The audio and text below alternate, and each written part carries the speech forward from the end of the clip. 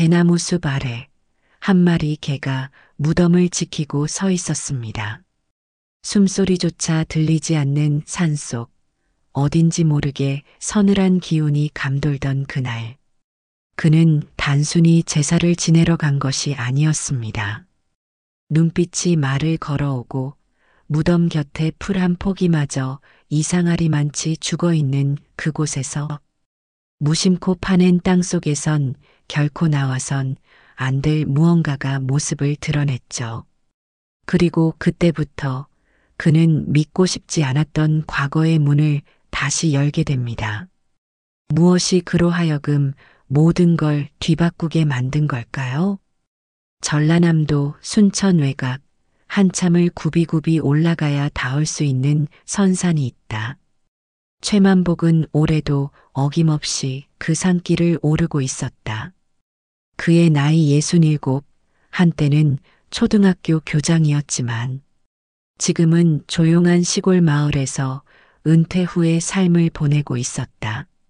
매년 이맘때쯤이면 그는 어머니 제사를 지내기 위해 이 산을 찾았다. 산소는 외진 곳에 있었고 어머니가 생전에 좋아하시던 대숲 옆 봉부는 아직도 잔잔한 풀향이 배어 있었다. 그날은 유독 바람 한 점 없이 고요했다. 나뭇가지 하나 흔들리지 않았고 하늘은 맑았지만 어딘가 석연치 않은 정적이 감돌았다. 산소에 거의 다다랐을 때쯤 최만복은 발걸음을 멈췄다. 봉분 위에 무언가가 있었다. 처음엔 까마귀인가 싶었지만 가까이 다가서자 그것은 다름 아닌 진돗개였다.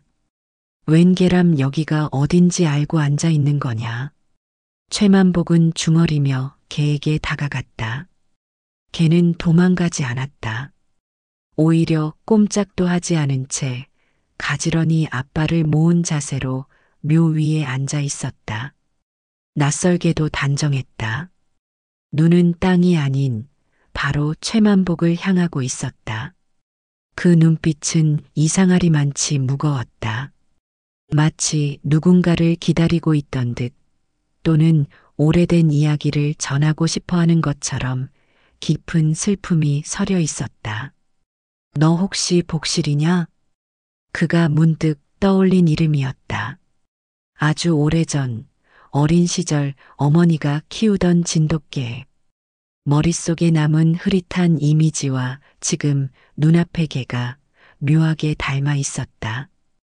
개는 그의 목소리에 반응하듯 고개를 아주 살짝 기울였다. 그리고는 고개를 숙인 채 봉분 쪽으로 돌아 누웠다. 몸은 풀썩 풀렸지만 시선은 여전히 무덤을 향하고 있었다. 가방을 내려놓고 제사상을 준비하던 최만복의 눈에 한 가지 더 눈에 띄었다. 봉분 오른편 그가 매년 제사상을 차리는 자리였다. 그런데 유독 그 자리에만 풀이 누렇게 시들어 있었고 흙도 어딘지 축축하게 꺼져 있었다. 이상하네. 이 자리만 왜 이래? 손으로 흙을 만져보니 다른 곳보다 물기가 많았다. 산속이라 습기는 있을 수 있지만 이상하게도 너무 축축했다. 게다가 땅이 약간 움푹 꺼져 있는 듯한 기분도 들었다. 제사를 마치는 동안에도 그의 눈은 자꾸만 그 진돗개와 봉분 오른쪽 땅을 오갔다. 형제들이 가져온 음식과 술로 조용히 제를 지내고 정리를 마치고 내려오는 길에도 개는 여전히 그 자리에 앉아 있었다. 산 아래에서 마지막으로 뒤돌아본 순간 개는 그를 바라보고 있었다. 정적인 그 눈빛은 말이 없지만 무언가를 강하게 호소하고 있었다. 그날 밤 최만복은 쉽게 잠들지 못했다. 머릿속에서 계속 진돗개의 눈빛과 시든 풀, 꺼진 흙이 교차됐다. 그리고 결국 그는 이튿날 다시 혼자서 산으로 향했다. 햇살은 따스했지만 그의 마음은 무거웠다. 조용히 봉분 앞으로 다가가자 걔는 여전히 거기 있었다. 어제와 다름없이 똑같은 자세로 마치 그를 기다리고 있었던 것처럼. 최만복은 말없이 걔 옆에 주저앉았다. 손으로 다시 봉분 오른편 흙을 짚어보았다. 축축한 건 여전했고 어제보다 더 가라앉은 느낌이 들었다. 심지어 걔 발자국이 확연히 남아 있었다. 이거 정말 이상하네. 그는 가방에서 작은 접이삽을 꺼냈다. 무덤을 파헤치겠다는 의도는 아니었다. 그저 흙 밑에 뭐가 있는지 조금만 확인하고 싶었을 뿐이다. 그런데 삽이 땅을 한번 파고들자 딱 금속성 물체에 걸리는 느낌이 전해졌다. 심장이 철렁 내려앉았다. 이 깊이에 관이 닿는다고? 정상적인 장례라면 관은 최소한 한 자 이상 깊이로 묻혔어야 했다. 하지만 삽질 몇 번 만에 금속이 느껴진다는 건 이상한 일이었다. 그때였다. 옆에서 조용히 눕고 있던 진돗개가 몸을 일으켜 낮게 으르렁거렸다. 괜찮아, 복실아. 나 함부로 하려는 거 아니야. 무슨 일이 있었는지만 알고 싶을 뿐이야. 걔는 다시 고개를 숙였다. 하지만 그 눈빛은 여전히 경고하듯 혹은 간청하듯 말하고 있었다. 최만복은 더는 삽을 움직이지 않았다. 그저 손으로 흙을 덮고 조용히 속삭였다. 너도 알고 있는 거지? 여기에 어머니가 안 계시다는 걸. 그리고 그날 밤 그는 결심했다. 더 이상은 침묵할 수 없다는 걸. 며칠이 지나도 최만복의 마음속에 맴도는 것은 단 하나였다. 그 관 속에 과연 어머니가 맞을까? 결국 그는 읍사무소로 향했다. 작고 누추한 사무실 앉아있던 직원은 이장 신고서 초안을 꺼내 보이며 물었다. 이장을 신청하신다고요? 사유는 어떻게 적을까요? 최만복은 잠시 망설이다 조용히 입을 열었다. 묘 안에 누가 계신지 확인하고 싶습니다. 그날 밤 그는 가족들을 집으로 불렀다. 둘째 동생 최만식, 막내 여동생 최영자는 오랜만에 식탁에 둘러앉았다. 오랜 세월 각자의 삶에 치여 서로 마주할 일도 거의 없었던 형제자매였다. 내가 어머니 산소를 열어보려 한다. 그 말이 떨어지자 식탁 위에 정막이 내려앉았다. 형, 제정신이야?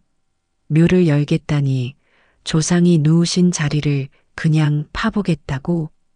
최만식은 벌컥 소리를 높이며 숟가락을 내려놓았다. 최영자는 눈을 동그랗게 뜬 채 물었다. 왜요? 무슨 일인데 그래요? 최만복은 핸드폰을 꺼내 몇 장의 사진을 보여주었다. 시든 풀, 꺼진 봉분, 그리고 무덤 위를 지키고 앉은 진돗개 복실이의 모습. 이 사진을 그냥 지나칠 수가 없었어. 관이 너무 얕았어. 뭔가 잘못됐다는 생각이 계속 머리를 떠나질 않아. 복실이는 지금도 그 자리를 지키고 있어.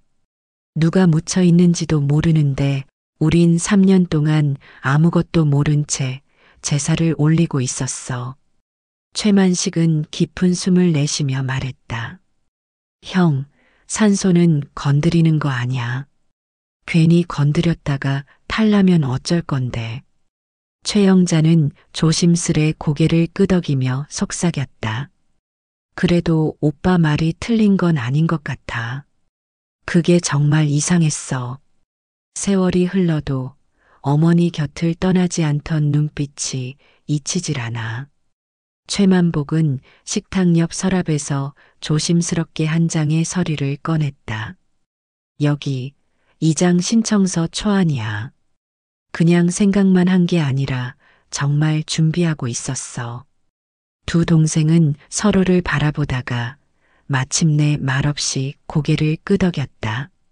며칠 후 이른 새벽 최만복과 두 동생 그리고 장례 전문 인부 2명, 읍사무소 직원 1명이 산길을 올랐다.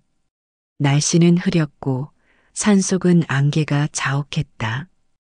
봉분 앞으로 다가서자 역시나 진돗개 복실이가 있었다. 복실이는 그들을 바라보더니 천천히 몸을 일으켜 봉분 옆으로 물러났다. 마치 이렇게 말하는 듯했다. 이제 당신 차례예요. 삽질은 조심스럽게 시작되었다. 먼저 봉분을 덮고 있던 얕은 흙이 거쳐나갔고 단단한 흙을 허무는 데만 30분이 걸렸다. 그리고 곧 예상보다 너무 얕은 위치에서 금속성관의 테두리가 드러났다. 여기 너무 얕습니다. 보통 깊이보다 한참 위입니다. 장례 인부 중 1명이 조심스럽게 말했다. 최만복은 고개를 끄덕이며 마지막 흙을 걷어냈다. 그리고 관뚜껑을 열었다. 뚜껑이 천천히 열리는 순간 주변은 숨소리조차 멎었다. 그 안에 있던 것은 어머니가 아니었다. 관 안의 여성은 분명 다른 사람이었다. 손톱에 칠해진 색도, 입고 있는 수의도, 손에 쥐어진 묵주조차도 낯설었다. 어머니의 얼굴은커녕 체구조차 전혀 달랐다. 누구야 이 사람 누구야? 최만식은 뒤로 물러났고 최영자는 입을 틀어막은 채 주저앉았다. 최만복은 손이 떨리는 것을 느끼며 휴대폰을 꺼냈다. 네, DNA 검사 의뢰하고 싶습니다. 묘 안에 있는 유골이 정말 저희 어머니가 맞는지 확인해야겠습니다. 그날 이후의 일주일은 지옥과도 같았다. 그는 서울의 법의학 연구소에 검사를 맡겼고 결과를 기다리는 동안 단 한숨도 제대로 자지 못했다. 일주일 후 한 통의 전화가 걸려왔다. 최만복 보호자님 맞으시죠? 검사 결과 말씀드립니다. 해당 유골은 보호자님과 친자 관계가 아닙니다. 혈연 관계가 전혀 없는 타인으로 확인되었습니다. 그 말에 최만복은 그대로 자리에 주저앉았다. 3년 동안 올려왔던 제사가 전혀 모르는 타인의 것이었다. 가슴 깊은 곳에서부터 차오르는 충격과 분노, 슬픔이 한꺼번에 덮쳐왔다. 그날 밤 그는 오래된 서랍을 열어 어머니의 낡은 흑백 사진을 꺼냈다. 사진 속엔 어머니가 환하게 웃고 있었고 그 옆에는 아주 어린 진돗개 복실이가 함께 있었다. 그제야 그는 확신했다. 복실이는 어머니를 기다리고 있었던 거라고. 그 무덤 안엔 어머니가 없다는 걸 처음부터 알고 있었던 거라고. 다음 날 아침 그는 다시 산을 올랐다. 복실이는 그를 기다리고 있었다. 그리고 이번엔 복실이가 먼저 산 아래를 향해 고개를 돌렸다. 내가 아는 거냐, 어머니가 어디 계신지. 복실이는 천천히 걸음을 옮기기 시작했다. 그 뒤를 따르며 최만복은 자신도 모르게 되뇌었다. 그래, 이제 진실을 마주해야 할 시간이다. 산 아래로 난 좁은 산길, 진돗개 복실이가 앞장섰다. 최만복은 숨을 죽인 채 그 뒤를 조심스럽게 따랐다. 복실이의 걸음은 머뭇거림 하나 없이 단단했다. 마치 어디로 가야 할지, 누구를 만나야 할지 오래전부터 알고 있었던 것처럼. 복실아 설마 정말 어머니가? 산속은 여전히 안개가 자욱했다. 지붕 끝만 보이는 낡은 건물이 눈에 들어왔다. 진입로도 없고 이정표 하나 없는 그 건물엔 청송산 요양원이라는 작은 문패만이 달려 있었다. 복실이는 요양원 앞에 다다르자 고개를 돌려 최만복을 바라보았다. 그리고는 문 앞에 조용히 앉아 꼼짝도 하지 않았다. 여기냐? 최만복은 떨리는 마음을 붙잡고 문을 밀었다. 안으로 들어서자 낡은 복도, 희미한 형광등 불빛, 그리고 간호사의 조용한 발소리가 이어졌다. 어디 접수처가. 그때 조용히 서류를 정리하던 중년 간호사가 다가왔다. 무슨 일로 오셨나요? 저 여기 혹시 정말순 어르신 계신가요? 나이는 90쯤 되셨고 치매를 앓고 계시고 무연고 입원자라던데. 간호사는 고개를 갸웃거리며 명단을 뒤적였다. 정말순 네 계세요. 3년 전쯤 보호자 없이 입원하신 분이요. 지금도 계세요. 치매 중증으로 별도 병동에 계십니다. 그 순간 최만복은 두 다리에 힘이 풀려 벽에 손을 짚었다. 정말 살아계셨단 말이야. 동행해 드릴게요. 4층 병동입니다. 엘리베이터를 타고 4층으로 향하는 동안 온몸이 얼어붙은 것 같았다. 기억은 믿을 수 없어도 이 순간의 감정만은 분명했다. 병동 끝 복도, 하얀 문 앞. 간호사는 조용히 노크를 했다. 문은 천천히 열렸다. 그리고 그 안엔 작은 의자에 앉아 창밖을 바라보는 한 노인이 있었다. 등이 굽고 머리는 희끗했고 손은 무릎 위에 가지런히 올려져 있었다. 어머니. 그 말을 듣고 노인은 천천히 고개를 돌렸다. 초점 없는 눈동자. 하지만 낯선 기척에 반응하듯 시선이 천천히 최만복을 따라 움직였다. 최만복은 숨을 들이쉬고 떨리는 손으로 주머니에서 오래된 흑백 사진 한 장을 꺼냈다. 젊은 시절 환하게 웃던 어머니와 복실이의 모습이 담긴 사진이었다. 그는 사진을 노인의 무릎 위에 조심스럽게 놓았다. 노인은 사진을 한참 바라보았다. 그리고 아주 천천히 손끝을 움직였다. 사진의 모서리를 잡은 손가락이 미세하게 떨렸다. 그리고 만보가 너 왔구나. 그 순간 모든 것이 무너졌다. 최만복은 무릎을 꿇고 어머니의 손을 잡았다. 어머니, 제가 늦었어요. 정말 죄송해요, 어머니. 눈물이 얼굴을 타고 흘렀다. 오랫동안 누르기만 했던 감정이 그제야 터졌다. 복실이는 문틈에 조용히 앉아 그 장면을 지켜보았다. 그 눈빛엔 슬픔과 안도가 섞여 있었다. 마치 이제야 다 끝났다는 듯이. 잠시 후 병실 안은 고요해졌고 최만복은 조심스럽게 병원장과 면담을 요청했다. 어머니가 어떻게 이곳까지 오시게 됐는지 알고 싶습니다. 그날 어머니 얼굴도 못 본 채 장례를 치렀거든요. 병원장은 오래된 기록처를 꺼내들며 설명을 시작했다. 3년 전 봄 한 중년 여성이 응급차에 동승해 오셨습니다. 정말순 어르신은 의식 없이 쓰러진 상태였고 처음엔 그 여성이 보호자라 판단했죠. 혹시 그 여성 이름 백정이 맞습니까? 맞습니다. 이후 한 달쯤 면회 몇 번 있었고 그 뒤로 연락이 완전히 끊겼습니다. 등록도 안 되어 있었고 연락처도 불통. 결국 무연고로 전환됐습니다. 그 말을 듣고 최만복은 말없이 고개를 숙였다. 어머니가 생전에 유일하게 의지하던 간병인, 가족처럼 여기던 백정이 바쁘단 핑계로 두렵단 이유로 확인도 하지 않고 그녀의 말을 믿고 장례를 맡겼던 자신이 떠올랐다. 정말순 어머니는 살아계셨고 그 무덤엔 전혀 다른 여인이 묻혀 있었던 겁니다. 그날 밤 최만복은 복실이와 함께 산길을 다시 걸었다.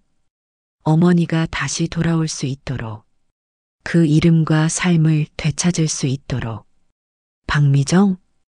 최만복은 읍사무소 사무실 한켠에 앉아 문서를 바라보다가 고개를 들었습니다. 묘지 등록 서류에 적혀 있던 낯선 이름 하나. 정말순이 아니라 박미정. 이름이 박미정이면 그건 어머니가 아닙니다. 담당 공무원은 다소 난처한 표정으로 고개를 갸웃거리며 말했습니다. 등록 당시에는 보호자 백정희가 서류를 제출했어요. 사망자는 박미정, 향년 34 사망 원인은 미상. 최만복은 갑자기 뒤통수를 세게 얻어맞은 듯한 느낌의 의자에 털썩 기대었습니다. 34. 젊은 여자. 어머니보다 훨씬 젊은 나이였다. 그럼 그 여자는 누구지? 그 순간 복실이와 함께 요양원 병실에서 나눈 대화가 떠올랐습니다. 복실아, 너 그 여자가 누군지 아는 거냐? 진돗개는 대답 대신 산소만 바라보며 묵묵히 앉아 있었습니다. 그리고 이제 이름이 밝혀졌습니다. 박미정. 읍사무소에서 나온 최만복은 그대로 순천역 근처의 작은 다방으로 향했습니다. 그곳엔 예전 마을 보건소에서 함께 일하던 이웃 주민 조노인이 있었습니다. 그는 옛일에 유독 기억이 밝은 인물로 오래된 이야기를 자주 들려주곤 했습니다. 조 어르신, 박미정이라는 이름 기억나십니까? 조노인은 커피잔을 들다 말고 표정을 굳혔습니다. 박미정이? 어이쿠야, 그 이름 오랜만에 듣네. 그 백간병인의 조카지. 마을에서도 한 번쯤 봤을 거야. 눈이 예쁘고 조용한 아가씨였는데 벌써 죽었단 말이가? 예. 지금은 어머니 묘지 아래에 묻혀 있습니다. 뭐라고? 아니 그게 무슨 말인가. 정말순 여사 묘가 아니었단 말이가. 최만복은 깊은 한숨을 쉬며 고개를 끄덕였습니다. 어머니는 요양원에 계셨습니다. 그리고 무연고자로 장례를 치른 줄 알았던 그 무덤엔 박미정이란 여인이 묻혀 있었던 겁니다. 조노인은 할 말을 잃은 듯 멍하니 앉아 있다가 이내 떨리는 목소리로 말했습니다. 그럼 그 백정이는 그 조카를 일부러? 네. 일부러 어머니 묘 위에 조카를 묻은 것 같습니다. 허허, 그럴 수가. 정적이 흘렀습니다. 창밖으론 전라남도 특유의 느릿한 오후 바람이 지나가고 있었고 두 사람은 말없이 커피잔만 만지작거렸습니다. 잠시 후 조노인이 조심스럽게 입을 열었습니다. 내가 듣기론 백간병인, 그 사람이 정신이 좀 많이 힘들었답디다. 젊었을 때는 보육원에서 조리사로 일했는데 어느 날 아이들 중에 하나가 사고로 죽었어요. 그게 박미정이었지. 예. 정확히 말하면 미정이는 그 사고 이후 많이 달라졌어요. 혼자 알타 못해 도망치듯 시골로 내려왔는데 백정이가 데리고 살기 시작했지. 사실상 자식처럼 키운 거야. 이 동네 사람들 다 그렇게 알았어. 그 아이는 정희 씨 전부야 그렇게. 최만복은 턱을 괴며 눈을 감았습니다.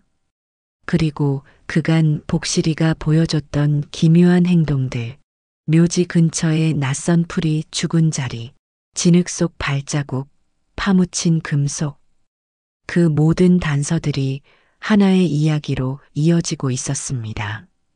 결국 박미정이 죽고 백정이는 제대로 장례를 치를 수 없었던 겁니다.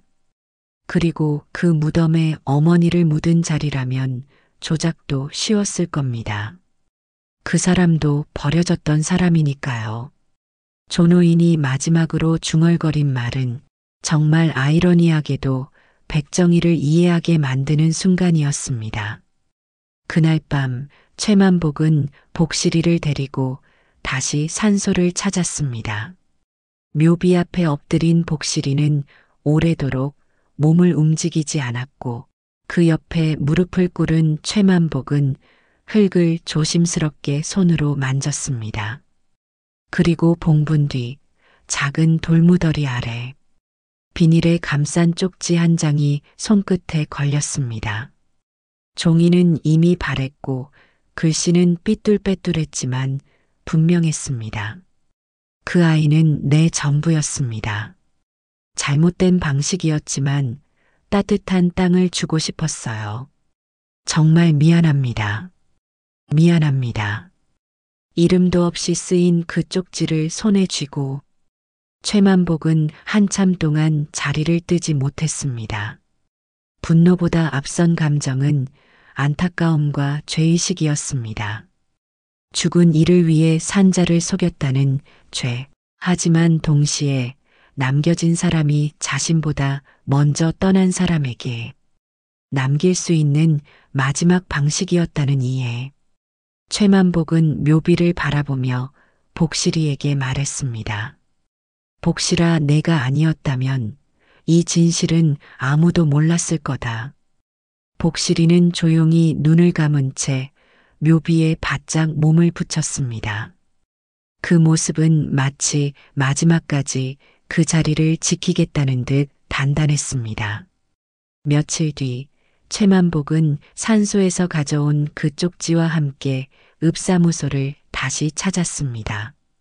책상 위에는 두 장의 서류가 가지런히 놓여 있었죠. 하나는 어머니 정말순의 가족등록갱신 신청서, 또 하나는 무연고자로 처리된 박미정의 유골 이장 신청서였습니다. 담당 직원은 두 서류를 번갈아 보며 고개를 갸웃했습니다. 정말순님이 무연고자였다고요? 가족이 없다고 처리돼 있네요. 이거 잘못됐는데요. 예. 지금은 다시 저의 어머니로, 저희 가족으로 되돌려야 합니다. 직원은 서류를 가만히 내려다보더니 이내 진심 어린 눈빛으로 고개를 끄덕였습니다. 절차가 오래 걸릴 수 있지만 반드시 바로잡겠습니다. 시간은 꽤 걸렸습니다. 하지만 마침내 모든 행정 절차가 정리되었습니다. 박미정의 유골은 신림무연고 공원묘지로 조용히 이장되었고 정말순은 법적으로 다시 최만복의 어머니로 복귀할 수 있었습니다. 그 소식을 들은 요양원 병실의 어머니는 조용히 고개를 끄덕였습니다. 이제야 돌아왔구나. 그날 최만복은 작고 낡은 꽃다발 하나를 들고 다시 선산자락으로 향했습니다. 그곳은 원래 어머니를 모시기로 했던 자리였지만 오랜 세월 행정 착오와 잘못된 오해로 박미정이라는 이름이 대신 쓰여 있었던 곳이었죠. 이제 그 자리는 다시 정리되었습니다. 흙 위에는 정말순이라는 이름을 새긴 작은 표지석이 놓였습니다. 어머니, 이제 이 자리는 진짜 어머니의 이름으로 세워졌어요. 살아계신 어머니께 꼭 보여드릴게요. 우리가 얼마나 많이 찾았는지를. 최만복은 무릎을 꿇고 묵묵히 손을 모았습니다. 뒤이어 형제들과 조카들이 차례로 표지석에 꽃을 놓고 잡초를 정리했습니다. 막내 여동생은 아무 말 없이 손을 가지런히 모은 채 오래도록 앉아 있었고 둘째 형은 작은 돌을 하나하나 쌓아 올리며 말을 잇지 못했습니다. 그날 복실이도 함께였습니다. 묘비 앞에 조용히 엎드린 복실이는 눈을 감은 채 숨을 골랐고 그 모습은 마치 오랜 시간 지켜온 무언가가 제자리를 찾은 듯한 평온함이었습니다. 하지만 이상하게도 복실이의 숨소리는 점점 더 얕아졌습니다. 최만복은 조심스럽게 복실이 곁에 앉아 외투를 벗어 등에 덮어주었습니다. 복실아, 너 아니었으면 이 진실을 끝내 모르고 살았을 거야. 정말 고맙다. 정말 잘했다. 그 말에 복실이는 마지막 힘을 내듯 미약하게 꼬리를 한번 흔들었습니다. 그 눈빛엔 아련한 평온과 작별의 기운이 서려 있었습니다. 그리고 그 순간 복실이는 조용히 숨을 멈췄습니다. 봉분 앞에 바짝 몸을 붙인 채 눈을 감은 모습은 마치 마지막까지 정말 곁을 지키겠다는 듯 단단했습니다. 그날 밤 최만복은 복실이를 위한 작은 묘를 어머니 묘비 옆에 만들었습니다. 표지석엔 이렇게 새겨 넣었습니다. 마음을 지킨 존재, 복실이. 우리는 당신을 기억합니다. 며칠 후 요양원에는 작은 택배 하나가 도착했습니다. 발신인 불명. 안에는 오래된 손뜨개 목도리, 그리고 손바느질로 덧댄 가죽 조각, 그 사이엔 한 장의 사진이 끼워져 있었습니다. 사진 속엔 젊은 시절의 백간병인과 조카로 추정되는 아이가 나란히 서 있었습니다. 배경은 오래된 마을 골목길과 감나무. 사진 아래엔 이렇게 쓰여 있었죠. 우린 함께 울었고 그래서 따뜻했어.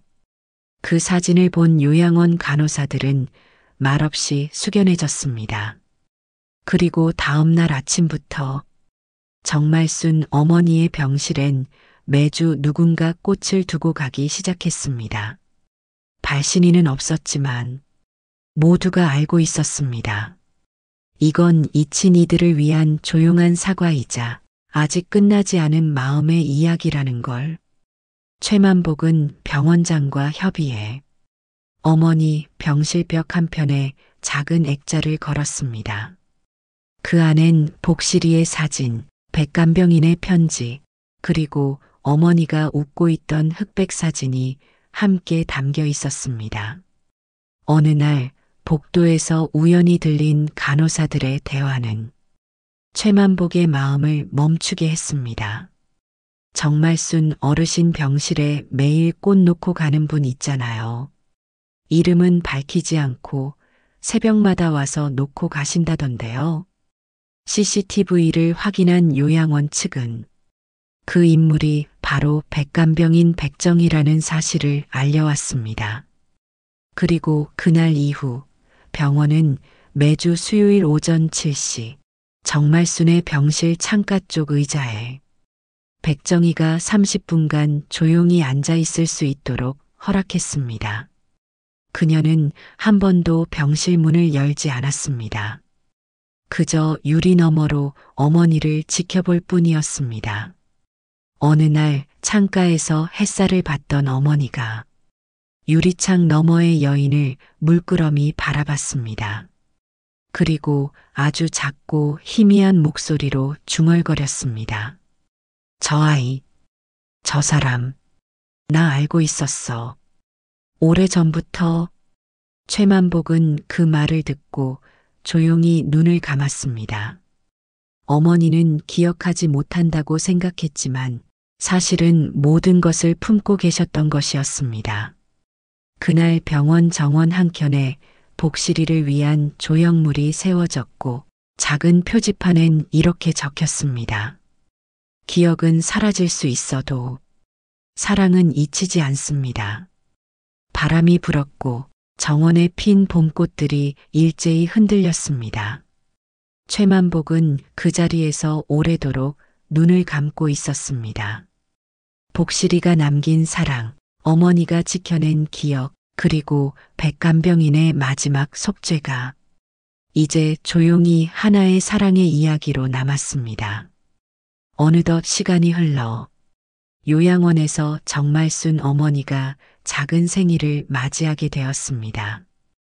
병원 측에서는 소박한 생일상을 준비했고 최만복과 두 형제들 그리고 손주들이 하나둘 병실에 모였습니다. 초 하나가 켜진 케이크 앞에서 정말수는 가만히 숨을 들이마셨습니다. 그러고는 아주 천천히 손을 들어 박수를 쳤습니다. 그 박수는 혼자만의 것이 아니었습니다. 자신이 아직 살아있음을 환영하는 박수, 가족들이 함께 있어 준 것에 대한 고마움의 박수였습니다. 병실 안엔 눈물이 고였지만 아무도 울지 않았습니다. 모두가 알았습니다. 이 순간을 오래 기억하지 못할지도 모른다는 것을. 하지만 지금 이 순간 함께 있다는 사실이 그 어떤 기억보다도 따뜻하다는 것을요. 엄마, 우리 어릴 때도 이렇게 생일 케이크 불었잖아요. 기억나세요? 그때 누나가 먼저 불어서 제가 울었는데. 정철수의 말에 정말수는 조용히 고개를 돌렸습니다. 그리고 아주 작게 미소를 지었습니다. 그 미소만으로도 그 자리에 있는 모든 사람은 알 수 있었습니다. 정말순의 마음은 여전히 모두를 기억하고 있다는 것을요. 그날 밤 병원 옥상에서는 직원들이 준비한 종이 등불을 띄우기로 했습니다. 하늘로 올라가는 등불 속에는 복실이의 사진과 함께 사랑은 잊히지 않습니다라는 작은 문장이 적힌 메모도 함께 들어 있었습니다. 등불이 하늘 위로 떠오르자 병원에 있던 모두의 얼굴에 잔잔한 미소가 번졌습니다. 누군가는 마음을 내려놓았고 누군가는 마음을 다시 붙잡았습니다. 최만복은 병원 정문을 나서며 밤하늘을 올려다보았습니다. 그 위엔 수많은 별들 사이로 작고 따뜻한 불빛 하나가 오래도록 머물고 있었습니다. 이제 됐어요. 어머니도 복실이도 모두 진짜 집으로 돌아왔네요. 며칠 후 마을 주민회관 게시판에 조용한 안내문 하나가 붙었습니다. 정말순 어르신 사진 전시 안내. 마이너스 오래된 가족, 마을의 기억들. 전시를 주관한 건 최만복이었고 그는 어머니의 젊은 시절 사진 몇 장과 손편지, 복실이와 함께 찍은 마을 골목길 사진들을 한 장씩 조심스럽게 액자에 담아 보냈습니다. 그중 일부는 백간병인이 몰래 남겼던 소품들도 포함돼 있었죠. 전시 첫날 마을 어르신들과 아이들이 조심스레 전시장을 찾았습니다. 사진 속 젊은 정말수는 환하게 웃고 있었고 곁에서 뛰놀던 어린 복실이의 모습도 함께였죠. 어떤 노인은 복실이의 사진 앞에서 멈춰서 이렇게 말했습니다. 참으로 충직한 개였어. 그게 없었으면 이 이야기는 없었을 거야. 어떤 아이는 사진을 가만히 바라보다 창밖 언덕을 가리키며 속삭였습니다. 나도 나중에 저런 강아지랑 살 거야. 누굴 지켜줄 수 있는 그런 강아지. 전시 마지막 날 액자 아래에 조그만 종이 쪽지가 남겨져 있었습니다. 아무도 붙이는 걸 보지 못했지만 누구도 떼어내려 하지 않았습니다. 그 쪽지엔 이렇게 적혀 있었죠. 용서는 말보다 오래 걸립니다. 하지만 그 앞에서 있는 것만으로도 용기니까요. 최만복은 그 메모를 조용히 읽고는 고개를 끄덕였습니다. 백간병인 백정희는 이름을 밝히지 않았지만 매주 수요일 정말순의 병실 창가 의자에 조용히 앉고 있었습니다. 말 한마디 없었지만 그녀의 행동은 모든 것을 말해주고 있었습니다. 그녀는 끝내 얼굴을 들지 않았지만 창밖 햇살이 드리운 어느 날 정말수는 그 유리 너머의 여인을 한참이나 바라보았습니다. 그리고 아주 작은 목소리로 중얼거렸습니다. 저 아이, 나 알고 있었어. 오래전부터. 최만복은 그 말을 듣고는 오래도록 말없이 병실 창가에 앉아 있었습니다. 창밖 들풀 사이로 부는 바람이 귓가를 스치며 속삭였습니다. 이제야 잘 돌아왔구나. 그날 이후 마을에는 작은 변화들이 생기기 시작했습니다. 아이들은 황구 조형물 앞에 매일 인사를 했고 청년들은 요양원 정원을 다시 정비했습니다. 그리고 무엇보다 가족들이 다시 모이기 시작했습니다. 예전엔 서로 연락도 뜸하고 마음의 벽이 컸던 가족들이었지만 이제는 생일, 제사, 명절마다 자연스레 모여 식사를 하게 되었습니다. 정민정은 말했습니다. 이제야 진짜 가족이 된 느낌이야. 정철수도 고개를 끄덕이며 말했죠. 어머니가 우리 다시 불러 모은 거지. 어떻게 보면 복실이가 그 다리가 되어준 셈이고 최만복은 조용히 정말순의 손을 잡고 앉았습니다. 그 손은 주름지고 작았지만 여전히 따뜻했습니다. 어느 날 정말순의 병실 책상 위엔 복실이의 사진 액자가 놓여 있었고 그 옆에는 매주 새로운 꽃 한 송이가 꽂혀 있었습니다. 발신이는 여전히 없었습니다. 하지만 병원 직원들 모두는 알고 있었죠. 그것은 누군가의 조용한 용서이자 평생 미안함을 담은 마음이라는 걸요. 그의 겨울이 지나고 요양원에는 다시 봄이 찾아왔습니다. 병실 창가에 진달래가 피기 시작했고 복실이 조형물 주위엔 아이들의 목소리가 울려 퍼졌습니다. 최만복은 정원에 서서 조형물을 바라보다가 조용히 속삭였습니다. 복실아, 잘 지내고 있지? 우린 매주 어머니랑 함께 있어.